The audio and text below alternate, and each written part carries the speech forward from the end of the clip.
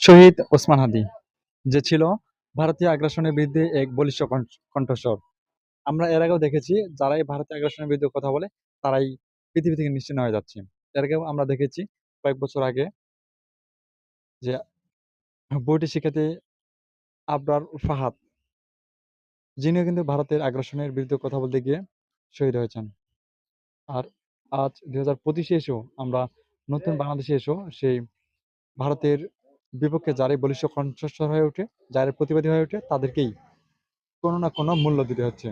এটা তাদের একটা নতুন সন্ত্রাসী রূপ। আসলে ভারত, আমি মনে করি যে আমাদের দক্ষিণ এশিয়ায় একটা সন্ত্রাসী রাষ্ট্র। তারা আমাদের বাংলাদেশের কখনোই বন্ধু হতে পারে না। বাংলাদেশের যদি একমাত্র শত্রু রাষ্ট্র আছে সেটা ভারত ছাড়া অন্য কেউ হতে পারে না। ভারত শুধু বাংলাদেশের জন্য নয়, ভারত এমন একটা দেশ, আপনারা লক্ষ্য করবেন যে ভারতের চারদিকে যত প্রতিবেশী রয়েছে তাদের কোনো বন্ধু রাষ্ট্র নেই। চীনের সাথে দেখুন, পাকিস্তানের সাথে দেখুন, বাংলাদেশের সাথে দেখুন, নেপাল, ভুটানের মতো রাষ্ট্রগুলো দেখুন। তারা একটা দেশকেও তাদের বন্ধু রাষ্ট্র বানাতে পারেনি। প্রতিবেশী নামে তারা শুধু শত্রুই বানিয়েছে।